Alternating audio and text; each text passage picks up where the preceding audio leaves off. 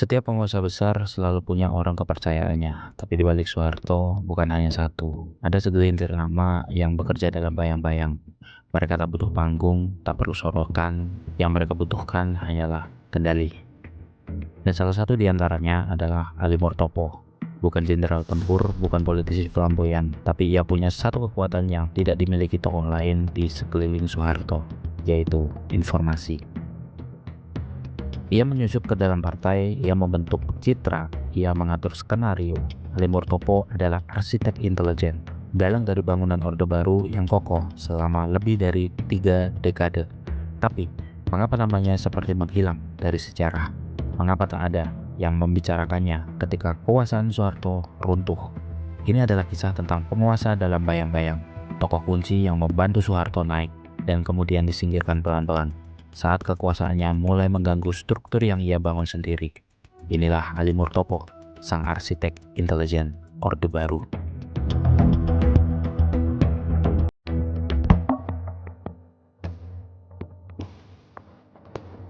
Sebelum nama Ali Murtopo muncul di ruang-ruang gelap kekuasaan, sebelum ia duduk sebagai salah satu aktor paling senyap dalam sejarah politik Indonesia, ia hanyalah seorang anak kecil dari Kebumen, kota kecil yang tak banyak disebut dalam peta politik nasional, tapi menyimpan banyak cerita tentang kesederhanaan, kegetiran, kolonialisme, dan semangat perlawanan yang mendidih dalam diam. Ali lahir pada tahun 1924 di tengah hegemoni Hindia Belanda yang masih menyengkeram kuat. Ia tumbuh dalam bayang-bayang ketidakpastian. Masa kecilnya tidak dipenuhi kisah heroik atau dongeng kepahlawanan. Tidak ada yang menduga anak dari keluarga biasa itu suatu hari akan duduk sejajar dengan para penguasa. Tapi sejarah memang aneh. Ia tak selalu menulis pahlawan dari garis darah bangsawan. Terkadang justru dari pinggiran, dari kebisuan, lahir sosok-sosok yang menciptakan badai di pusat kekuasaan. Ali muda adalah pengamat, diam dan mengamati setiap pergerakan, tapi bukan pasif. Ia melihat lebih banyak dari yang ia katakan. Ia menyerap, menganalisa, lalu menyimpannya di dalam. Sikap ini yang bagi sebagian orang mungkin terlihat dingin, kelak menjadi senjatanya. Karena dalam dunia intelijen, yang terpenting bukan siapa yang bicara paling keras, tapi siapa yang mendengar paling banyak. Saat Jepang masuk dan Belanda tumbang, Indonesia memasuki masa transisi penuh gejolak. Ali yang kala itu masih muda, terguncang seperti jutaan pemuda lainnya. Tapi ia bukan tipe yang spontan turun ke jalan mengangkat bambu runcing. Ali memilih jalur yang lebih sunyi, jalur informasi, komunikasi, dan strategi. Masuk ke militer bukan hanya pilihan karir baginya, tapi pintu gerbang menuju pemahaman tentang bagaimana dunia bekerja. Dan disinilah ia mulai menjalin benang merah dengan seorang tokoh yang kelak menjadi poros sejarah Indonesia, Soeharto. Pertemuan awal mereka bukan peristiwa monumental. Tidak ada tepuk tangan, tidak ada catatan resmi, tapi dari sebuah operasi militer di masa kampanye pembebasan Irian Barat yang lebih dikenal dengan nama Operasi Mandala. Di operasi itulah Ali dan Soeharto menemukan irama yang sama, bukan karena keduanya suka tampil, tapi justru karena sama-sama nyaman bermain di balik layar. Soeharto butuh orang yang bisa mengeksekusi gagasan dalam senyap, dan Ali sejak awal memang ditakdirkan untuk tidak menjadi spotlight, tapi untuk menjadi bayangan di belakangnya. Namun jangan salah, dalam dunia politik terkadang bayangan lebih kuat dari cahaya, karena cahaya menunjukkan tapi bayangan menyembunyikan.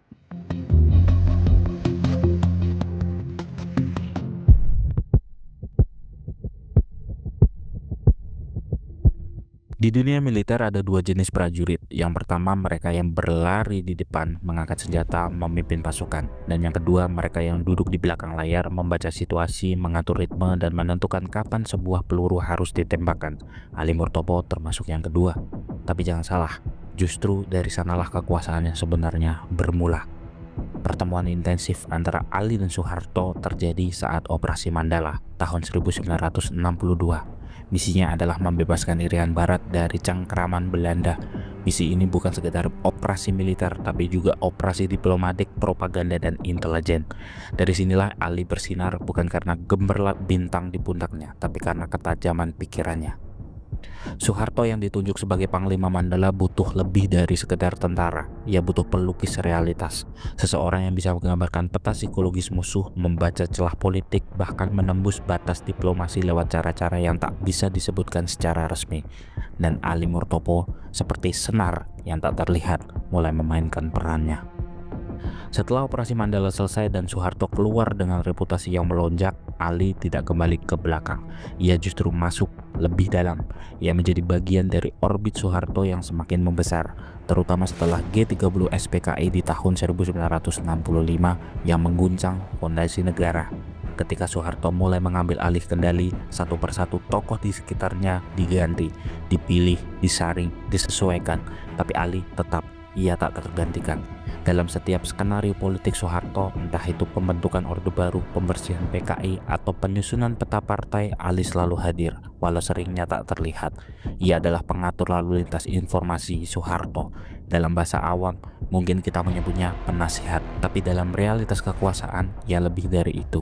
Ia adalah penerjemah kehendak Soeharto menjadi kenyataan, kadang tanpa perintah tertulis, kadang bahkan tanpa harus berbicara. Bayangkan, sebuah orkestra besar bernama Orde Baru, Soeharto berdiri sebagai dirijen, tapi siapa yang menyusun partitur? Siapa yang memastikan nada-nada sumbang dimatikan sebelum terdengar publik? Di sanalah Ali Murtopo bekerja. Dia bukan pemimpin pasukan, tapi dia tahu kapan harus membiarkan konflik pecah dan kapan harus memadamkannya. Dia bukan penyiar berita, tapi dia tahu narasi mana yang harus beredar dan mana yang harus dikubur dalam arsip. Ali mulai membangun jaringan, bukan jaringan kekuasaan terbuka seperti partai atau organisasi, tapi jaringan tak kasat mata. Para birokrat, intel, wartawan, mahasiswa, hingga tokoh agama, semuanya disentuh. Tidak langsung, tapi dengan metode khas Ali, yaitu pendekatan lunak, janji samar, dan kadang ancaman halus. Dan yang paling penting, Ali adalah sosok yang dipercaya. Di dunia politik, kepercayaan lebih mahal dari loyalitas. Loyal bisa dibeli, tapi percaya itu cuma bisa diberikan. Dan Soeharto yang terkenal dingin dan penuh perhitungan memberikannya kepada Ali. Tidak banyak yang mendapat posisi itu. Di titik ini, Ali bukan sekedar orang kepercayaan. Ia adalah perpanjangan pikiran Soeharto. Jika Soeharto adalah tangan besi yang memegang kekuasaan, maka Ali adalah urat-urat saraf yang menghubungkannya ke seluruh tubuh negara.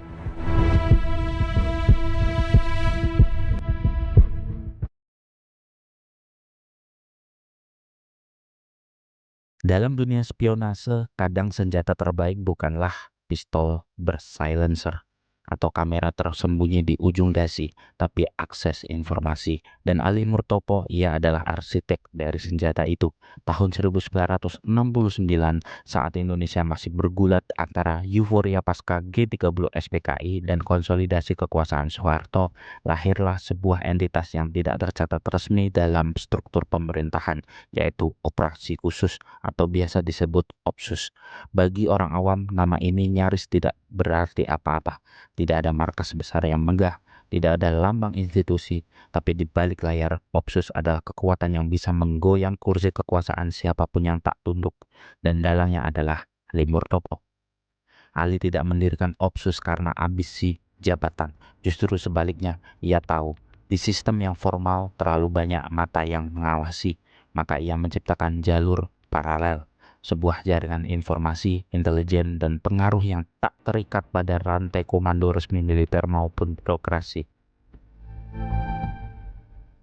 Di tangan Ali, OPSUS adalah alat multifungsi. Ia bisa menjadi alat propaganda, bisa menjadi jembatan diplomatik, dan bisa pula menjadi alat tekanan politik.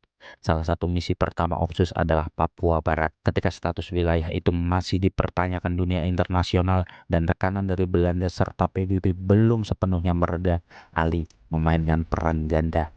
Di satu sisi, ia mengatur penentuan pendapat rakyat, sebuah proses yang disebut-sebut sebagai demokrasi.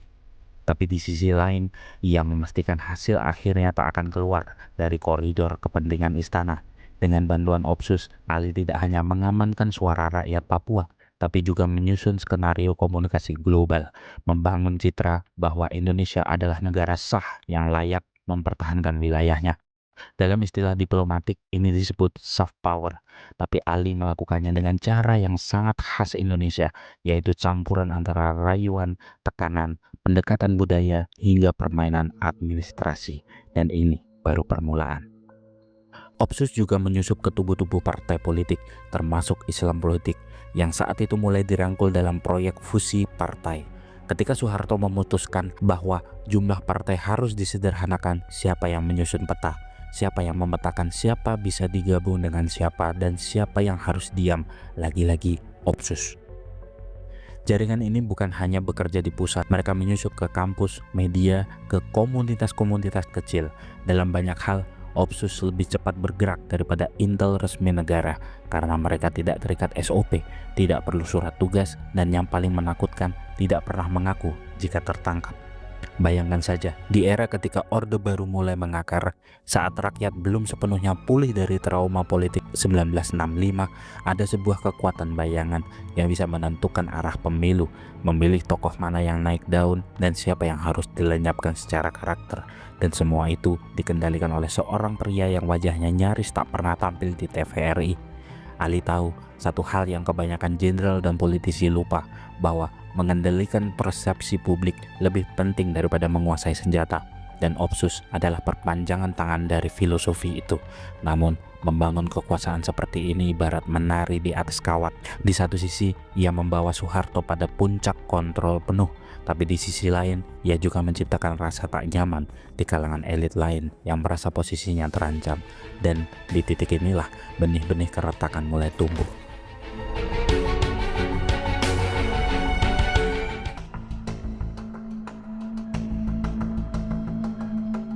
Di atas panggung kekuasaan, perseteruan paling mematikan bukan terjadi di depan rakyat, bukan pula di medan perang berselimut asap mesiu, tapi di ruang-ruang rapat, dalam bisikan yang dipelintir jadi keputusan, dan dalam senyuman penuh racun yang menyembunyikan niat menggulingkan. Ali Murtopo dan Beni Murdani adalah dua poros kekuatan dalam tubuh Orde Baru, dua pemikir, dua pelaksana, dua tangan kanan yang sama-sama merasa paling tahu arah mata angin kekuasaan. Tapi ada satu masalah, mereka tidak berjalan di jalur yang sama, dan yang lebih buruk lagi adalah mereka tidak saling percaya.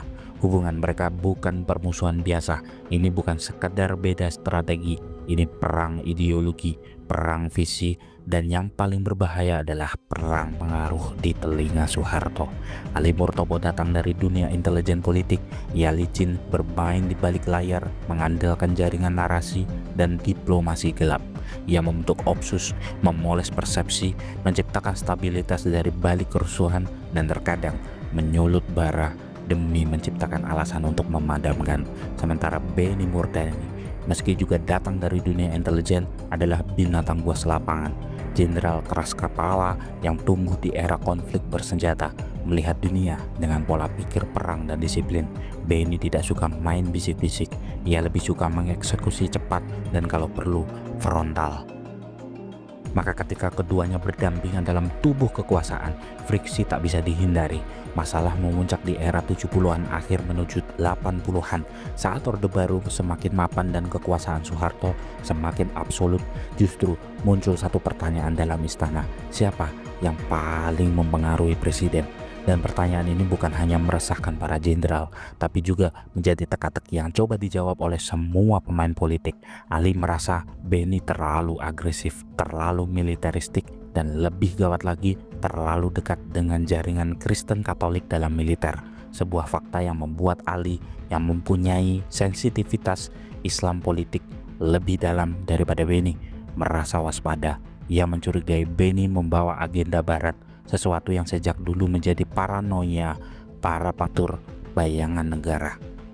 Di sisi lain, Beni memandang Ali sebagai makhluk licik, pemain belakang layar yang suka menyulut api lalu pura-pura jadi pemadam.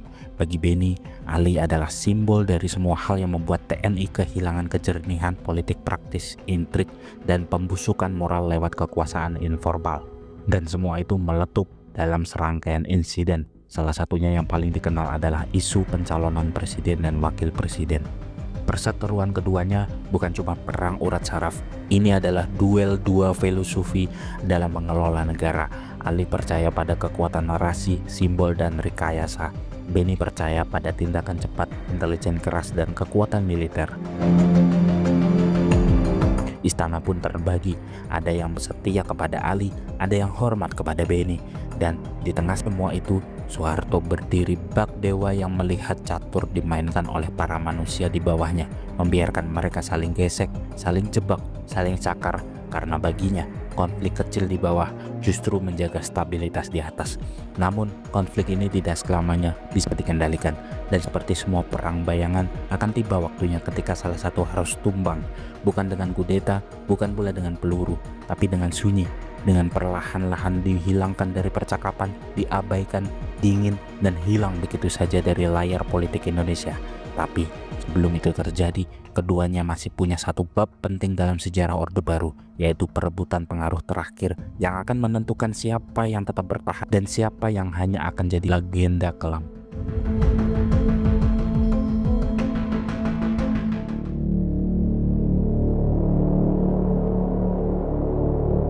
Setiap rezim butuh kendaraan, setiap penguasa butuh alat, tapi hanya segelintir orang di dunia ini yang benar-benar mengerti satu hal, bagaimana membangun alat kekuasaan yang bukan hanya kuat tapi juga tampak suci, tampak bersih, tampak seolah-olah bukan alat, dan itulah Golkar. Golkar adalah mahakarya Ali Murtopo. Golkar bukan hanya partai dalam pengertian klasik. Ia bukan kumpulan ideologi. Ia bukan rumah debat pemikiran. Ia bukan tempat orang mencari jalan menuju demokrasi. Golkar adalah teater kekuasaan, sebuah sandiwara raksasa yang dirancang dengan penuh presisi dan penuh kalkulasi agar kekuasaan bisa terus berputar di tangan yang sama tanpa terlihat memaksakan. Ali Murtopo bukan pendiri Golkar, tapi ia adalah arsitek agung di balik transformasi Golkar dari sekedar organisasi karya menjadi mesin elektoral paling mutakhir di Asia Tenggara. Di tangannya, Golkar bukan hanya kendaraan politik, ia menjadi wajah dari Orde Baru itu sendiri, sebuah simbol stabilitas, pembangunan, dan tentu saja loyalitas kepada satu nama, Soeharto. Tapi sebelum sampai ke situ, kita perlu memahami landscape Indonesia pasca 1965. Negara sedang berdarah, kepercayaan pada partai politik runtuh, PKI ditumpas, dan partai lain pun lumpuh karena trauma dan saling curiga. Dalam kekacauan itu, Ali melihat peluang. Rakyat jenuh dengan partai. Maka jangan beri mereka partai, beri mereka organisasi karya, sebuah kendaraan yang tidak terasosiasi dengan ideologi apapun, tapi dekat dengan semua orang. Dengan lihai, Ali dan timnya menggandeng pegawai negeri, buruh, petani, pengusaha, mahasiswa, pemuda, bahkan ibu-ibu rumah tangga, semua dijaring dalam jaringan Golkar. Mereka tidak diminta berpikir, mereka hanya diminta ikut, dan lambat laun Golkar bukan lagi organisasi, tapi sistem. Ia menjelma seperti udara, ada di mana-mana, mengisi ruang-ruang kosong yang ditinggalkan partai-partai mati. Tapi Golkar tidak akan sebesar itu tanpa satu senjata utama, yaitu pencitraan. Ali mengerti satu hal penting yang bahkan banyak politisi hari ini masih gagal pahami, bahwa dalam politik persepsi lebih penting daripada realita. Maka dimulailah proyek-proyek raksasa narasi. Media massa dijinakkan, wartawan diarahkan, poster-poster disebar, lagu-lagu Mars dikumandangkan dari radio-radio daerah hingga pelosok desa. Bahkan di sekolah-sekolah, anak-anak mulai belajar. Golkar itu pembangunan, Golkar itu Pancasila, Golkar itu Indonesia. Apa yang dilakukan Ali bukan sekedar kampanye, itu adalah rekayasa massal, sebuah psikologi politik yang halus tapi mengakar. Ia menjual Golkar bukan sebagai pilihan, tapi sebagai takdir. Tak cukup sampai di sana, ia juga menyiapkan berbagai jalur karir dalam sistem pemerintahan bagi yang bersedia tunduk pada mesin ini. PNS harus Golkar, kepala desa harus Golkar, pengusaha yang ingin proyek negara pun harus Golkar. Lama-kelamaan menjadi anggota Golkar bukan lagi sebuah pilihan, tapi itu menjadi syarat hidup di era Orde Baru. Dan seperti semua sistem yang dibangun terlalu sempurna, pada akhirnya Golkar juga menjadi monster yang tak bisa dikendalikan sepenuhnya. Ia terlalu besar, terlalu luas, dan terlalu kuat untuk dimiliki oleh satu orang. Tapi satu hal tetap tak berubah, jejak tangan Ali ada di setiap sudutnya, dari struktur organisasi sampai slogan kampanye, dari mekanisme penunjukan caleg sampai distribusi logistik. Semua hasil dari siasat sang dalang. Golkar dalam bentuk aslinya adalah Ali Murtopo itu sendiri, berwajah ramah tapi mengatur dengan disiplin militer, tersenyum di depan kamera tapi punya tangan yang bisa menjatuhkan siapapun yang berani melawan. Dan yang paling ironis, semua itu dilakukan bukan dengan mengangkat senjata, tapi dengan mengangkat citra. Ali tahu di era modern peluru bisa ditangkal, tapi sebuah citra jika dilakukan dengan benar bisa menembus hati, menyusup ke pikiran, dan mencengkram nalar sebuah bangsa.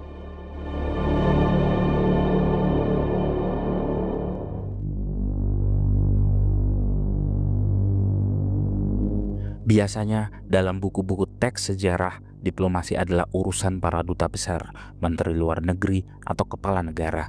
Orang-orang yang mengenakan jas mahal, duduk di meja-meja perundingan dan berbicara dengan bahasa penuh kode serta sopan santun tingkat tinggi. Tapi di balik tirai formal itu selalu ada tokoh-tokoh bayangan yang bergerak tanpa jabatan resmi tapi punya kuasa untuk membelokkan arah peradaban. Ali Murtopo adalah salah satunya. Jangan bayangkan Ali sebagai diplomat konvensional. Ia bukan pria yang membungkuk penuh basa-basi di hadapan kekuatan dunia. Ia lebih mirip seperti agen rahasia yang masuk ke ruang-ruang yang tak bisa dimiliki oleh siapapun, mengatur agenda, lalu keluar seolah tak pernah ada. Salah satu episode paling penting dalam karir bayangannya terjadi pada awal tahun 1970-an ketika Indonesia sedang memantapkan posisinya di panggung internasional pasca G30 SPKI. Dunia melihat negeri ini dengan penuh curiga, masih trauma oleh bau komunis, masih bingung membaca siapa yang benar-benar memegang kendali. Dalam kabut ketidakpastian itu, Soeharto membutuhkan seseorang yang bisa menjadi juru bicara informal, seseorang yang bisa bicara off the record dengan kekuatan besar tanpa mengikatkan negara pada pernyataan resmi. Dan Alilah orang itu. Ia terlibat dalam diplomasi sunyi, dari membentuk persepsi dunia tentang stabilitas Indonesia sampai membangun komunikasi rahasia dengan blok barat, terutama Amerika Serikat dan sekutunya. Dalam banyak kasus, Ali dianggap sebagai penyalur tak resmi pesan-pesan Soeharto ke luar negeri, sekaligus sebagai pembaca situasi politik global yang cermat. Bukan hanya cermat, tapi nyaris seperti peramal. Ia tahu kemana arah angin bertiup, dan lebih penting, ia tahu kapan harus menumpang dan kapan harus melawan arus. Salah satu bukti nyatanya adalah peranannya dalam isu Papua Barat. Di saat dunia internasional mulai menggugat posisi Indonesia di Papua, Ali justru bergerak mendahului guncangan. Ia membangun narasi di belakang layar, melobi negara-negara kunci, menciptakan kesan bahwa integrasi Papua adalah bagian dari stabilitas regional. Dalam hitungan bulan, suara-suara kritis dari luar negeri pun perlahan mereda.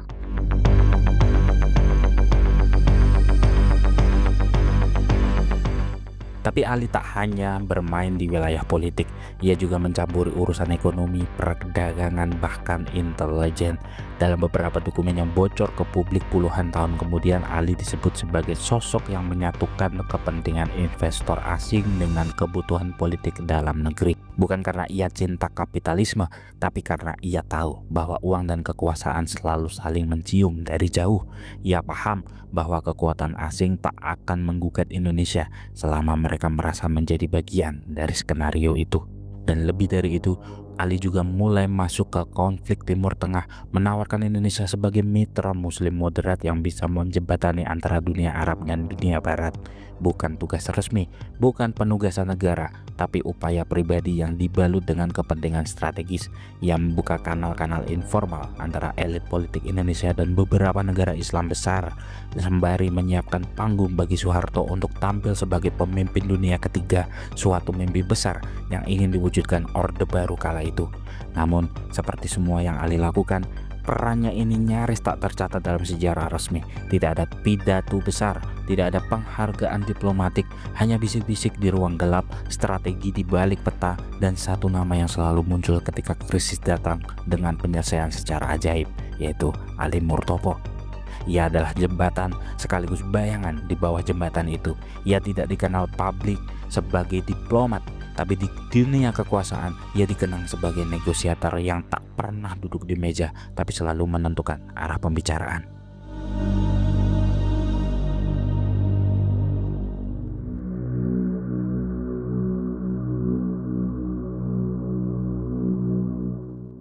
Dalam setiap kekuasaan yang tampak tenang di permukaan selalu ada gejolak tak kasat mata di bawahnya. Bagi samudera yang tampak sunyi, padahal di dasarnya pusaran arus saling berebut dominasi.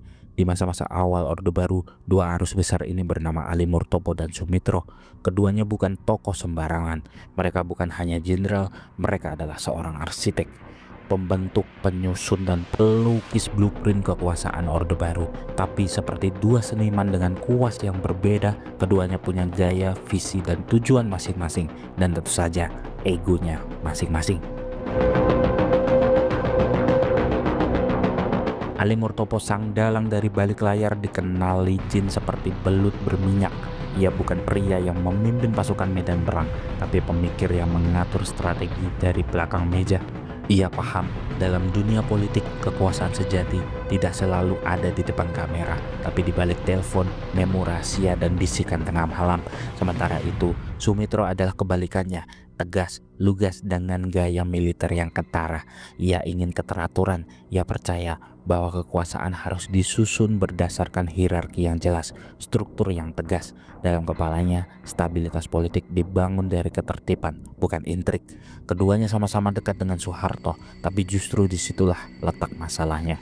Dalam lingkaran terdekat presiden, hanya ada ruang untuk satu orang paling dipercaya, dan pelan-pelan keduanya mulai menari dalam lingkaran rivalitas yang makin memanas. Konflik ini bukan soal jabatan, ini soal pengaruh. Ali dengan jaringan intelijennya menguasai informasi. Ia bisa tahu apa yang terjadi bahkan sebelum itu benar-benar terjadi. Ia membangun jaringan mata dan telinga di mana-mana, menjadikan dirinya sebagai orakel bagi Soeharto. Sedangkan Jenderal Sumitro memegang kekuatan real. Ia punya pasukan, ia punya akses ke militer secara langsung. Ia adalah Pangkop Kamtib, di mana kala itu adalah penguasa keamanan dalam negeri. Dalam sebuah negara pasca konflik seperti Indonesia waktu itu, jabatan ini nyaris setara dengan Raja Bayangan. Ketegangan mereka mencapai puncak pada awal 1974 dalam sebuah tragedi yang mengguncang ibu kota yang dikenal dengan nama Peristiwa Malari. Kerusuhan itu bukan sekedar letupan kemarahan mahasiswa. Ia adalah badai yang datang setelah langit terlalu lama ditekan. Dan di balik asap ban yang terbakar, ada kabut intrik yang lebih dalam, saling jegal antara dua kubu yang berseteru di dalam lingkaran Orde Baru. Banyak analis meyakini Malari bukan hanya akibat keresahan rakyat terhadap modal asing atau kebijakan pemerintah, tapi juga dipicu oleh duel senyap antara Ali Murtopo dan Jenderal Sumitro. Ada yang menyebut Ali sengaja membiarkan situasi memanas untuk menjatuhkan Sumitro. Ada pula yang percaya bahwa Sumitro terlalu percaya diri, tak sadar dirinya sedang dijebak di panggung yang ia kira kuasai. Ketika kerusuhan pecah dan mahasiswa ditangkapi, Sumitro terkena imbas paling fatal. Ia dianggap gagal mengendalikan situasi. Jabatan Pangkop Kamtib pun dicopot. Karir politiknya habis dan tenggelam dalam catatan sejarah yang tak pernah benar-benar jujur soal siapa dalangnya dan siapa yang naik setelah itu. Siapa yang tetap dipercaya oleh Soeharto? Tentu saja Ali Murtopo. Ia selamat, bahkan makin menguat. Dalam dunia politik, terkadang kemenangan tidak dirayakan dengan pesta, tapi cukup dengan melihat lawanmu tumbang, sementara kamu tetap berdiri.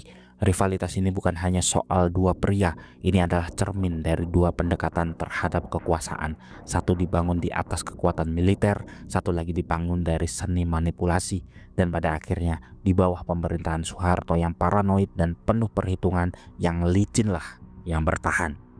Ali Murtopo mungkin tak pernah memimpin pasukan ke medan perang, tapi ia menaklukkan jenderal besar hanya dengan jaring-jaring informasi dan bisikan strategi.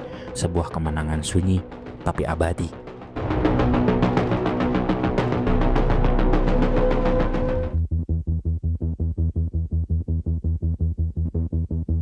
Dalam dunia yang dikendalikan oleh kekuatan absolut, terkadang musuh bukan sesuatu yang ditemukan, tapi diciptakan. Di balik ketenangan Orde Baru yang tampak kokoh, terdapat permainan catur dalam bayangan, di mana Ali Murtopo memegang bidak-bidak utama. Ketika Soeharto adalah pemain utama di panggung terang, maka Ali adalah pemegang lampu sorotnya, penulis skenario sekaligus pengatur irama ketegangan. Ia tahu betul bahwa untuk menjaga kekuasaan tetap utuh harus ada musuh bersama, entah itu nyata ataupun hanya rekayasa. Ali Murtopo tak bermain dengan peluru ataupun panser. Ia bermain dengan informasi, dengan desas-desus, dengan opini, dengan framing. Ia adalah ilusionis politik yang bisa membuat publik percaya bahwa sesuatu yang tak ada adalah ancaman nyata. Dan seperti semua rezim otoriter yang lihai, Orde Baru juga butuh narasi yang membuat rakyat tetap merasa dalam keadaan darurat. Saat tidak ada perang, maka harus ada pemberontakan. Saat pemberontakan surut, maka harus ada gerakan bawah tanah. Dan saat tak ada gerakan nyata, maka cukup hadirkan isu bahwa gerakan itu mungkin ada. Ali Murtopo menyempurnakan seni ini melalui operasi intelijen yang membentuk konstruksi musuh negara dengan presisi seorang penulis naskah thriller. Beberapa kelompok kiri yang sudah lama mati suri dihidupkan kembali sebagai ancaman laten.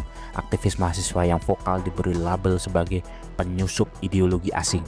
Bahkan beberapa tokoh Islam yang tak sejalan disusupi, dipatahkannya dari dalam. Inilah era di mana semua diskusi bisa dilabeli makar, era ketika buku kiri dianggap peluru dan kata-kata bisa jadi bukti pengkhianatan. Ali paham betul bahwa ketakutan adalah komoditas. Semakin rakyat takut, semakin mereka bersedia menyerahkan kebebasan demi rasa aman. Maka ia ciptakan ancaman yang terus-menerus. Neokomunis, ekstrem kanan, pengaruh asing, agen-agen intelijen musuh, bahkan tokoh-tokoh yang sejatinya tak punya kekuatan apapun, semua bisa masuk dalam daftar.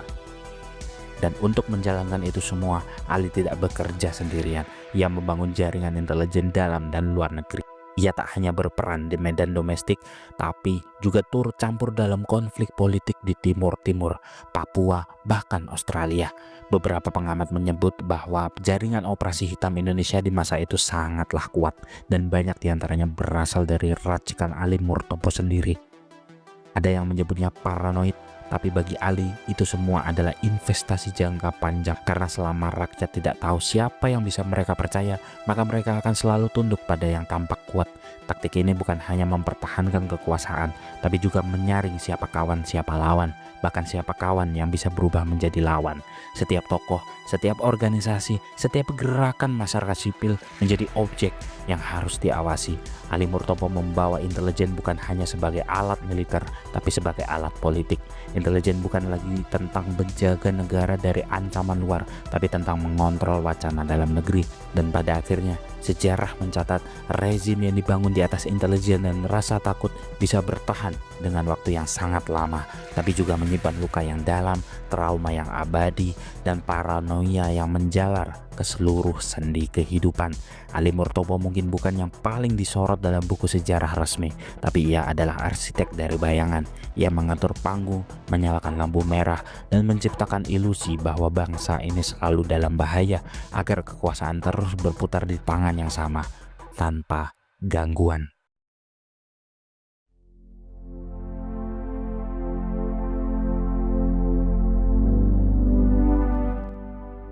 Setiap tokoh besar pada akhirnya akan sampai pada satu titik di mana segala siasat, segala intrik, dan segala kekuasaan yang pernah ia genggam harus ia lepaskan. Bagi Ali Murtopo, titik itu datang dengan cara yang sunyi, terlalu sunyi untuk ukuran seorang dalang besar. Tanggal 15 Mei 1984, kabar itu datang seperti suara samar dari ruang bawah tanah yang selama ini Ali kuasai. Sang arsitek operasi rahasia, sang pengendali bayangan wafat di usia 61 tahun. Tak ada letusan, tak ada skandal besar yang menyeretnya ke pengadilan sejarah. Ia pergi begitu saja. Seolah seluruh babak yang ia mainkan selama Orde Baru hanyalah prolog panjang menuju senyap. Tapi benarkah semudah itu? Benarkah sosok sekompleks Ali Murtopo hanya berhenti begitu saja? Bagi sebagian pengamat, kematiannya menyimpan lebih banyak tanda tanya daripada kepastian. Apakah ia wafat dalam kondisi sehat atau sakit yang disembunyikan? Apakah ia benar-benar disingkirkan secara politik sebelum waktunya? Atau seperti beberapa tokoh besar lainnya, Ali hanya terlalu banyak tahu, terlalu kuat untuk dibiarkan tetap hidup saat peta kekuasaan mulai bergeser. Tak sedikit yang menyebut bahwa pada tahun-tahun terakhirnya Ali mulai dingin terhadap kekuasaan. Ia sempat menjabat Menteri Penerangan, namun perannya terlihat seperti lebih simbolis daripada strategis. Beberapa menyebutnya sebagai masa pengasingan yang perlahan, karena dalam dunia yang dibangun di atas rahasia, ada saatnya sang penjaga rahasia menjadi ancaman itu sendiri. Dan begitulah cara para dalang seringkali ditulis keluar dari skenario. Namun warisan Ali Murtopo tidak berhenti di batu nisannya. Justru di sanalah ironi paling tajam tersimpan. Banyak dari taktik politik, cara kerja intelijen, hingga pola pikir kekuasaan era Orde Baru adalah cetakan dari pikirannya. Ia mungkin sudah tak ada, tapi jejak langkahnya masih menempel di ubin kekuasaan yang diinjak oleh generasi berikutnya. Kebiasaan membungkam oposisi dengan narasi makar, kebiasaan intelijen yang menyusupi ruang sipil, penggunaan media sebagai alat pembentukan opini publik, semua itu dengan atau tanpa disadari adalah bayang-bayang dari metode Ali Murtopo. Ia tidak menulis buku panduan kekuasaan, tapi banyak pemimpin belajar dari jejaknya, dan mungkin di sanalah letak kekuatannya yang sejati. Ali Murtopo tidak butuh patung di taman kota, tidak butuh nama jalan di tengah ibu kota. Ia hanya butuh satu hal, sistem yang terus berjalan sebagaimana ia desain meski ia sudah tiada. Dalam gelap, ia membangun struktur. Dalam senyap, ia menciptakan budaya politik. Dan dalam diamnya kematian, ia mewariskan sebuah logika kekuasaan, bahwa di dunia politik terkadang yang paling kuat bukan yang paling terlihat, tapi yang paling tak terbaca.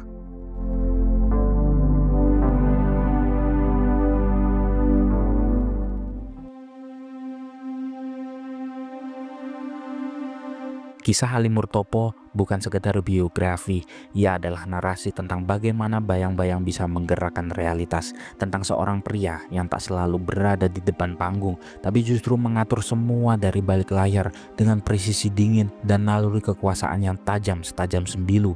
Dalam sejarah politik Indonesia, kita mengenal banyak tokoh, pemimpin revolusi, orator besar, jenderal pemberani, atau teknokrat yang idealis. Tapi sedikit sekali yang bisa disamakan dengan Ali Murtopo, seorang seniman kekuasaan. Bukan seniman yang melukis dengan kuas dan warna, tapi dengan bisikan, tekanan, dan permainan informasi.